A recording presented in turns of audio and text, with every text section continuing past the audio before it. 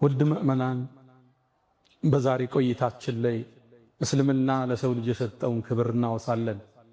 ዛሬ ባለንበት ዘመን የተከበረው የሰው ልጅ የአላህ የምድር ምትክ አምባሳደር እንዲሁ ላግጣና ጨዋታ ሕይወቱ ሲሆን ክብሩ ሲነፈግ ለተራ ምድራዊ ጥቅም አሊያም ለተራ የፖለቲካ አጀንዳ ነፍሱ ደሙ ሲፈስ ስናይ እስልምናችንን ተመልሰን እንድናይ ግዴታ ይለናል። እስልምና ሰላም፣ እስልምና እዝነት ነው። መልእክተኛውንም አላሁ ስብሓነሁ ወተዓላ ለዓለማት እዝነት እንጂ አድርጎ አላካቸውም። ወማ አርሰልናክ ኢላ ረሕመተን ልልዓለሚን።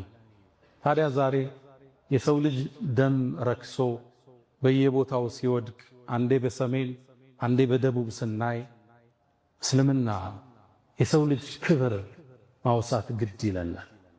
አልፎ አልፎም እኒህ መሳሪያን የታጠቁ ነፍጥን ያነገቡ ሰዎች ሙስሊሙ እንዲህ አይነት ተሳትፎ እንደሌለው እየተታወቀ ነፍጥ ያነሳ ቃታን የሰበቀ ሙስሊም እንደሌለ እየታወቀ የሰበቁት በአጠቃላይ መሳሪያን የታጠቁት የየራሳቸው እምነት ያላቸው እምነታቸውን በአደባባይ የሚያውጁ እነሱ ሆነው እያለ ሰላም የተቀመጠው ሙስሊም የደሙ ተካፋይ ለማድረግ ሲጥሩ ስናይ እኛ ይሄን አይመለከትም ልንላቸው ዛሬ ግድ ይላል። የሰው ልጅ በእስልምና እጅግ የተከበረ ነው። በዚህ ርዕስ ዙሪያ ጥልቅ ስታነቡ ትደነግጣላችሁ። ነፍስ አይደለም የሰው ልጅ የእንስሳት ነፍስን ማጥፋት እስኪከብዳችሁ ትደርሳላችሁ። የሰው ልጅ የተከበረ ነው። ነቢዩና መሐመድ ዓለይሂ ሰላቱ ወሰላም ዓብደላህ ብን ዑመር ባስተላለፉት ዘገባ ላይ ከዓባን እየጠወፉ ዞር አሉና አንቺ ከዓባ ሆይ አሉ፣ ምንኛ ታምሪያለሽ፣ መዓዛሽስ ምን ያህል ምንኛ ያምራል። ማ አዕዘመኪ ምን ከፍ ልቅና ምን ቸረሽ፣ ወአዕዘመ ሕርመተኪ ክብርችንስ ምንኛ አላህ ከፍ አደረገው። የመሐመድ ነፍስ በእጁ በሆነችው አላህ እምላለሁ የአንድ ግለሰብ ሙስሊም ነፍስ አላህ ዘንድ ካንቺ በላይ የተከበረ ነው። ደሙ፣ ገንዘቡ መልካም ልትጠረጠረበት። የሰው ልጅ ነፍስ ከካዕባ በላይ፣ ካዕባን ከማፍረስ በላይ፣ ምድርን ከማፍረስ በላይ። ካዕባ መላእክት የገነቡት የመጀመሪያ አላህ ቤት ነው። ቂብላ የተደረገ ነው።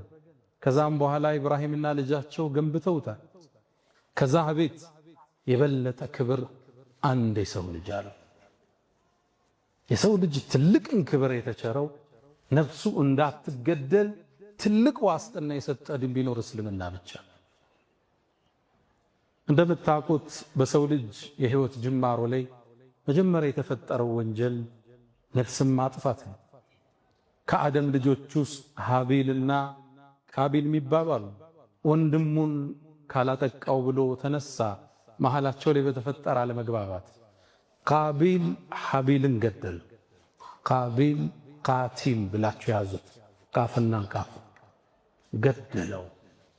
ፈጠወዐት ነፍሱሁ ቀትለ አኺህ ፈቀተለ ኢላላ። ነፍሱም ወንድሙን መግደል ገር አድርጋ አሳየችውና ገደለው ይላል አላህ። ፈአስበሐ ሚነል ኻሲሪን ከሳሪ ሲሆን አነጋ ይላል አላህ። ከሱ በኋላ ለሚጠፋ ነፍስ ሁሉ ቃቢል ድርሻ ይወስዳል። ዓለም ላይ ከሱ ግድያ በኋላ ለሚገደል ነፍስ ድርሻ ቃቢል ይወስዳል። እስልምና የዚህን ያህል ነው ያደመቀው፣ በከባዱ ነው የተናገረው።